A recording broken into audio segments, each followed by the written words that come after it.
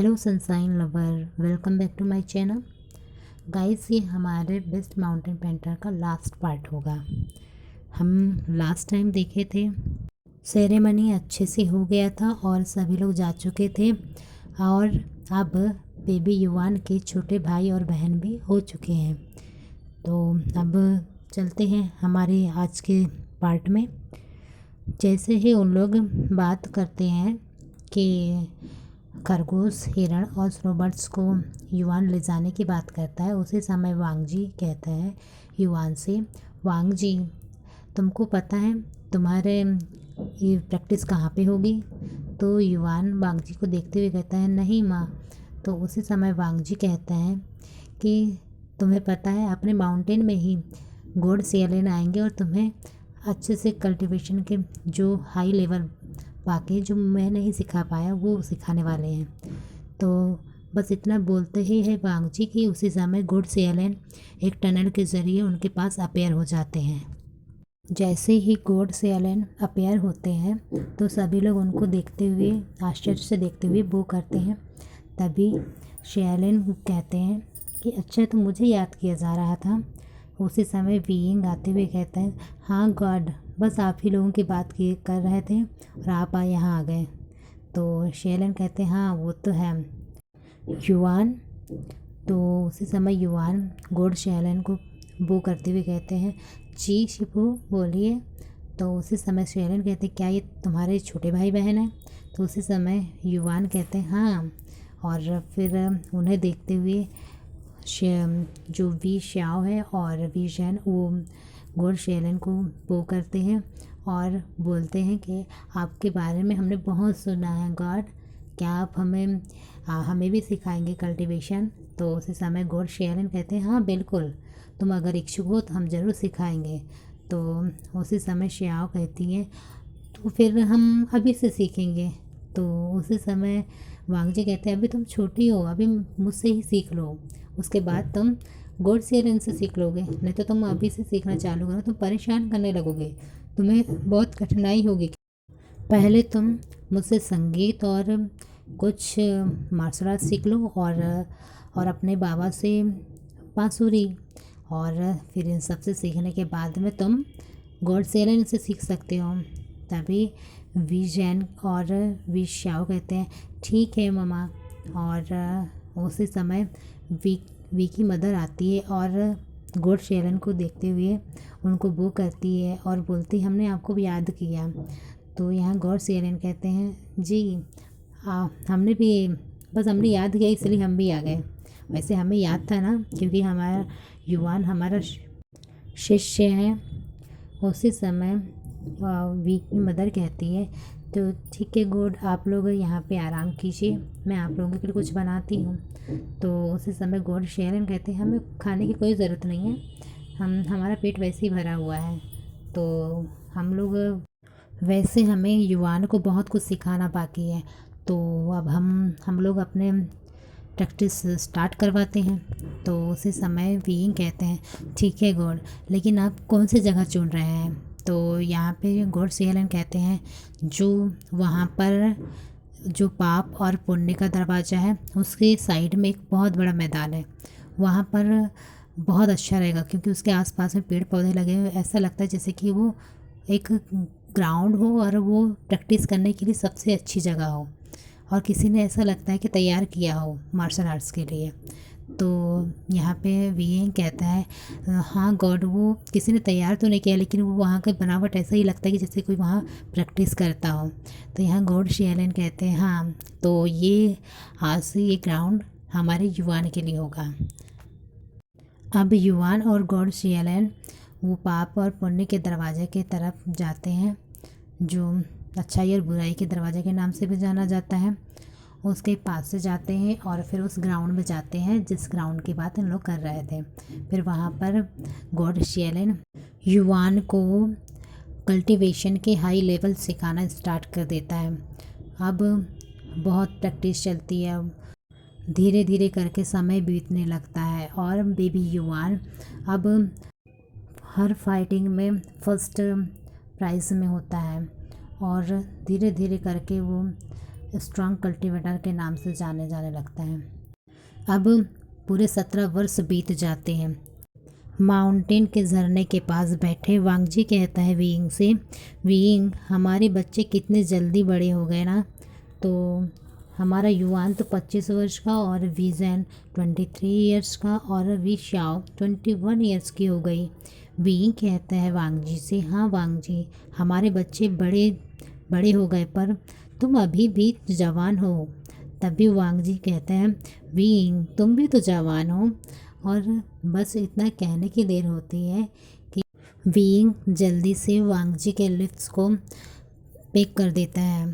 तो उसी समय वांगजी शौक से, पहले तो शौक होता है फिर धीरे धीरे करके वो किसेस का रिस्पॉन्स देने लगता है।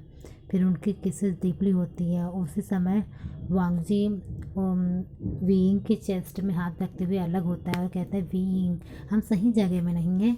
तो उसी समय वीइंग कहता है हाँ वांगजी मैं पता नहीं मैं अपना कंट्रोल खो दिया था। तो यहाँ वांगजी कहता है जगह भी देखा करो। तो उसी समय वीइंग कहता है तो फिर जगह देखना है तो फिर चलो फिर घर। तो यहाँ पे वीइंग बोलता है चलो ना वांगजी। तो यहाँ वांगजी कहता है नहीं वीइंग अभी घर में सभी लोग होंगे। तो यहाँ पे वीइंग कहता है नहीं वांगजी अभी घर में कोई नहीं है, माँ बाहर गई है और बच्चे तो खुद ही इधर घूमने निकले हैं और युवान तो तुमको तो पता है वो हर जगह की यात्रा कर रहा है। वीइंग अब वांगजी को ब्राइडल स्टाइल में उठाकर माउंटेन से ले जाकर अपने घर में ले जाता है और उसे बेड में लेटा देता है। अब धीरे धीरे वांगजी लंबी सांस लेने लगता है। उसी समय वीइंग अपने कपड़े निकालने लगता है और धीरे धीरे करके वांगजी के कपड़े भी निकालने लगता है। अब दोनों नेकेड होते हैं। अब वीइंग वांगजी के लिप्स में अपने लिप्स रख देता है और धीरे से करके अपनी टंग वांगजी के माउथ में इंसर्ट कर देता और अपनी टंग को पूरे वांगजी के पूरे माउथ में घुमाने लगता है और वांगजी धीरे धीरे करके अपना मौन करने लगता है और वीइंग करके आवाज़ देते हैं। वीइंग जो कि सेडेटिवली आवाज़ में बोलते हैं वांगजी तुम थोड़ा सा और लाउडली नहीं बोल सकते। तो वांगजी कहता है वीइंग अगर मैंने इसे बोला तो पूरे माउंटेन वाले सुन लेंगे। तो यहाँ वीइंग कहता है कोई नहीं सुनेगा सब अपने धुन में है। तो यहाँ वांगजी अब जोरों से मौन करने लगता है और जिसके कारण वीइंग और ज़्यादा हॉर्नी हो जाता है। अब धीरे धीरे वीइंग अपनी फिंगर धीरे से वांगजी के थाई से ले जाकर वांगजी के होल में अंदर डाल देता है और फिर इन और आउट करने लगता है। फिर धीरे धीरे करके जब वो देखता है कि वांगजी अब रेडी है तो वो अपने डिक को वांगजी के होल में इंसर्ट कर देता है। तभी वांगजी पेन से मौन करता है। उसी समय वीइंग कहता है वांगजी तुम्हें अभी भी दर्द होता है, इतने साल बीत गए। तो यहाँ वांगजी कहते हैं पता नहीं वीइंग मुझे जब भी करते हैं तो मुझे बहुत दर्द होता है। तो यहाँ वीइंग कहता है कोई बात नहीं, यही दर्द में तो प्लेज़र और मौन दोनों एक साथ होता है तो और ज़्यादा मज़ा आता है। बस वांगजी बस ये सुनना ही दे रहे थे कि वो और ज़्यादा हॉर्नी हो जाता है और उसको हॉर्नी देखकर वीइंग भी बहुत हॉर्नी हो जाता है। अब दोनों इंटीमेट हो जाते हैं। कुछ ही देर बाद में वीइंग उठता है और कहता है वांगजी क्या हमको और बेबी प्लान करना चाहिए।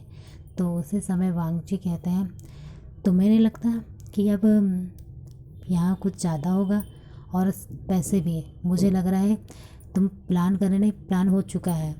तो यहाँ वीइंग स्माइल करता है और बोलता है कोई बात नहीं, हमारे घर में और लोगों की कमी है। और बस इतना बोलते हैं और दोनों स्माइल करते हैं। और कुछ समय बाद जब घर में वी शाओ और वी ज़ेन आते हैं और वीइंग और वांगजी को आवाज़ देते हैं, तभी वांगजी बाहर आता है और कहते हैं क्या हुआ बेटा, तो उसी समय वी शाओ कहती है मुझे आप लोगों से एक बात करनी है। तो यहाँ वांग जी कहता है तुम्हें क्या बात करनी है।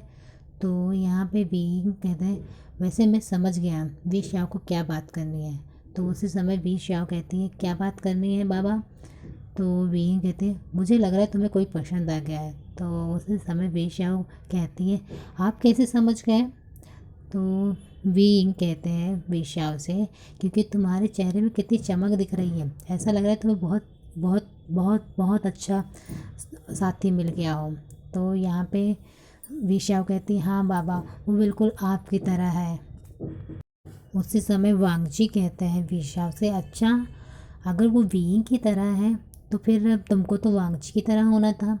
तो वी शाओ कहती है मम्मा आपको पता है वो बाबा जैसे हैं लेकिन बाबा की तरह नहीं। तो यहाँ वांगजी कहते हैं हाँ वही तो कहना चाह रहा था मैं। तो यहाँ विजयन कहते हैं पता है मम्मा मुझे भैया का पत्र आया है, वो कुछ ही समय बाद यहाँ पहुँचने वाले हैं। तो यहाँ वांगजी कहते क्या तुमने तो बहुत अच्छी खबर सुनाई विजयन, मैं तुम्हें इनाम दूंगी। तो यहाँ पे विजयन कहता है क्या आप दूंगी बोले। तो उसी समय विंग वांगजी को देखते हुए कहता है हाँ। तभी विंग की मदर खरगोश रोबर्ट्स और हिरण के साथ आती है। तभी उन लोगों के सामने एयर में एक टनल ओपन होता है जिससे युवान निकलता है। और जैसे युवान आता है जिसे देखकर विंग वांगजी विंग की मदर और युवान के दो छोटे भाई बहन और खरगोश रोबर्ट्स ये सभी लोग बहुत खुश होते हैं।